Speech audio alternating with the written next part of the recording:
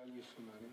We'll give you entertainment, we'll give you marketing, we'll give you the players, we'll give you promotions, we'll give you everything to promote your brand in the schools and in the marketplace. You are not giving us anything for nothing. And as soon as we established that we had a value and that we were worth something, then all of a sudden everybody looked at us differently. And that's where we became professional.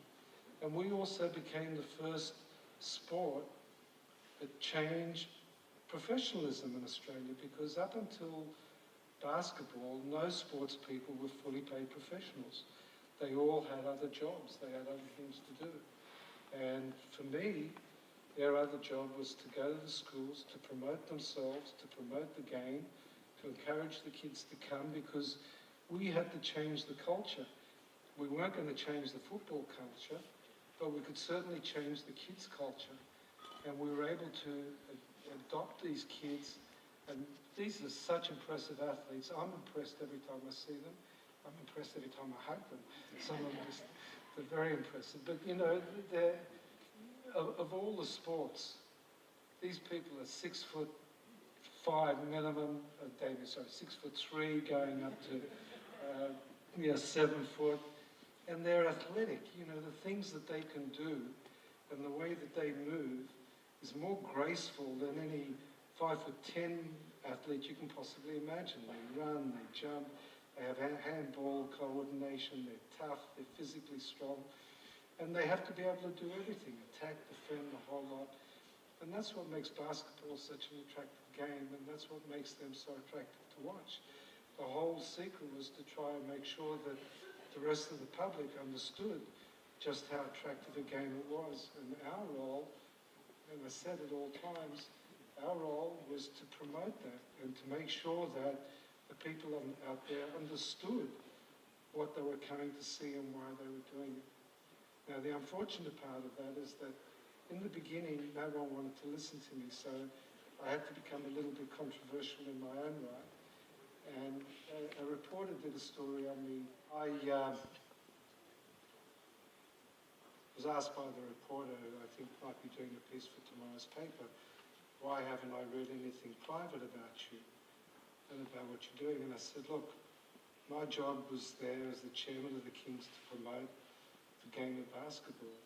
Anything to do with the Kings and anything to do with basketball, I'm happy to have my name synonymous with the game, and I'm available for you 24/7. I'll talk to anybody, any radio station, any newspaper person, anybody, anytime. You want to talk about me? I'm not interested. You want to talk about the job that I do? I'm really interested. And that was what it was about, and that's how we were able to promote, you know, the D-Train and the Brad Daltons and the Keos and the Morrissey and the Nielsen's and the Utovs and the Pinders and everybody else, because the focus had to be the team, not just one player, but the team and the things that they contributed to the team. And it wasn't just me doing it. I mean, Bobby Turner was as good as anybody in the world doing it, and he continues to do it.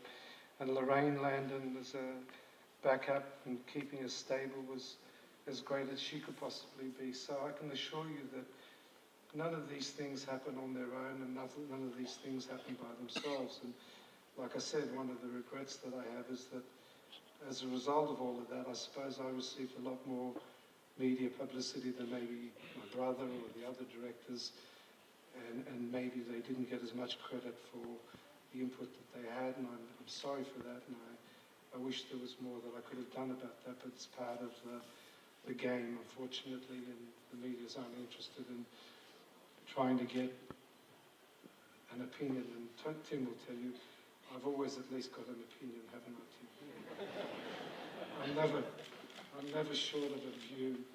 And even today, you know, I can get into a heated discussion. I believe Larry Senstock and Chuck Harmison are here from the NBL as well. Thank you, Larry, and I wish you lots of good luck as the new commissioner of the NBL, and I hope it goes really well. But if you want an opinion, I'm happy to talk to you shortly.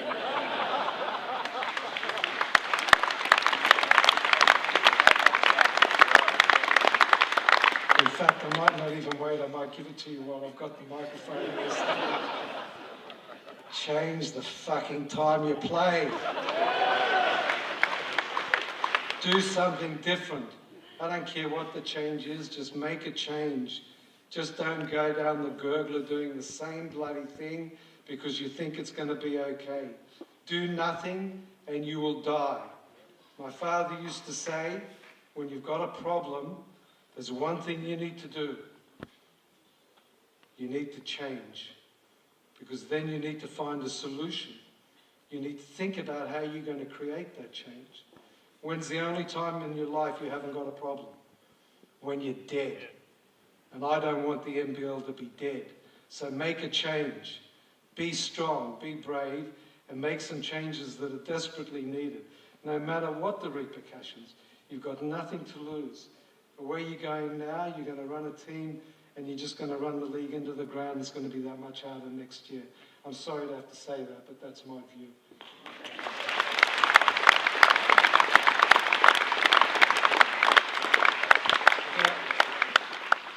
The other thing I'd just like to say, and again, like I said, I wasn't even sure that I would be able to talk tonight, but the methadone hasn't quite kicked in yet, I think. So it's been, I don't know what you guys see in that. I mean, I hate being in a fog. It's like, so a good friend of my wife's brought me over some hash cookies. He said, this will do you good. I said, mate, I'm a pharmacist. I'm a minimalist. I put nothing in my mouth. I don't even want to take what the doctors are telling me to take, let alone that. So yesterday, 2 days ago, I said, okay, I'll have a quarter of a hash cookie. So I had my first quarter of a hash cookie and I came out to the kitchen and said, oh, sweetheart, these are so good. It was such a load of bullshit. It's crap. Don't believe a word of it. Sorry, darling. Oh, my daughters are here. That's okay. They're grown up enough now. They know what's going on. Yeah, so, where was I? Yeah, it's just wonderful for me to now be here with all these players and to see everybody here and to be able to share this sort of reunion and recall the great days of the Kings, and these people played such a big part in that. And, you know, we just talked a little while before, what the city needs is, it's not just a basketball team, but we all miss a team to follow. It doesn't matter whether you win or lose every single year, but Amanda, thank you to O'Brien for this ring. I've worn it every day since he gave it to me, and I still treasure it.